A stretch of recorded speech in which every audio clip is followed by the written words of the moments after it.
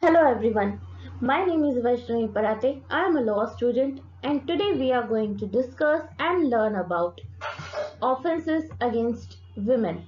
So let's start. Let's start with the introduction. In the present scenario, the violence and the increasing crimes against women are witnessed by everyone across the world. It indicates the enormity and pensiveness of the monstrosity perpetrated against women in recent years. The global crusade for the dissemination of violence against women is proof of this fact. The changes in the living standards, lifestyle, imbalance in economic growth, and changes in social ethics contribute to a multiplication in crimes against women. Now let's see what are those crimes which are defined under IPC against women. First, rape. Second, outraging the modesty of women. Third, voyeurism. Fourth, stalking. Fifth, acid attack. Sixth, sexual harassment. Seventh, cruelty by husband or his relatives. And eighth, dowry death. Now let's see these offences one by one in detail. Rape. Section 375 and 376. Section 375 IPC defines rape. In simple terms, the offense of rape is the ravishment of a woman without her consent by force, fraud, or fear. In other words, it is the carnal knowledge, penetration of any of the slightest degree of the male organ of reproduction of any woman by force against her will. Outraging the modesty of women, Section 354. Section 354 IPC deals with the offense of molestation, that is, assault on women with intent to outrage her modesty.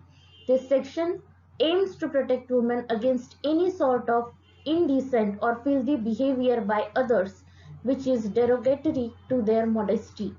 This offense is not just against the individual but also against society and public morality. Voyeurism. Section 354C. This offense came into existence after Nirbhaya rape case in 2012.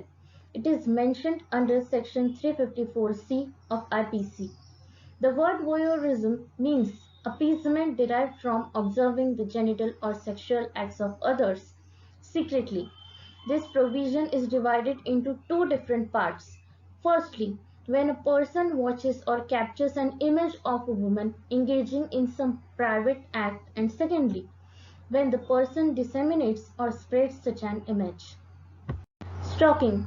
Section 354D IPC talks about the term stalking, which generally means the act of following or trying to contact despite the disinterest of a woman. This section contains two offenses. Firstly, where a man follows or contacts or attempts to contact a woman repeatedly despite her clear indication of disinterest, and secondly, where a man monitors the use by a woman of the internet, email, or any other form of electronic communication. Acid attack. The Criminal Law Amendment Act 2013 incorporated sections 326A and 326B with an intent to make specific provisions for punishment in the case of acid attack. Section 327A focuses on voluntarily causing grievous hurt by using acid. In the view of this section, whosoever causes permanent or partial damage or burns, disfigures or disables any part of the body of a person, or causes grievous hurt by throwing or administering acid to cause such injury or hurt shall be punished. Sexual harassment. This new provision originated in a judgment of the Supreme Court dealing with the issue of sexual harassment in the workplace. Through the Criminal Law Amendment Act 2013, Section 354A was inserted in the IPC, which defines the offense of sexual harassment and sets down punishment for it.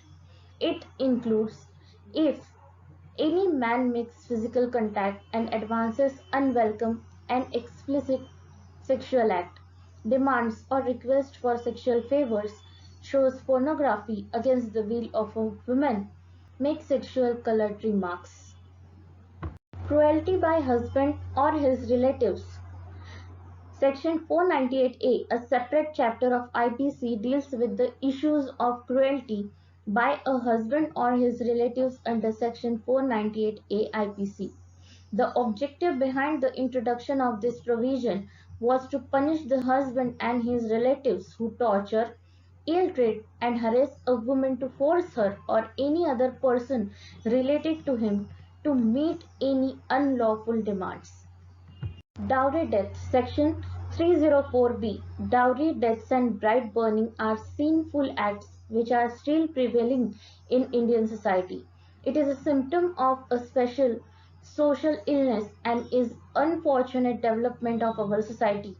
For this serious matter, the special provision was inserted under IPC through Section 304B, which deals with dowry deaths. The death of a woman must be caused by burns or bodily injury or otherwise than under normal circumstances. Such death must occur within the period of 7 years of marriage. The woman must have been subjected to cruelty by her husband or any other relative of her husband. Such cruelty must be in connection with the demand of dowry. Such cruelty must be shown soon before her death.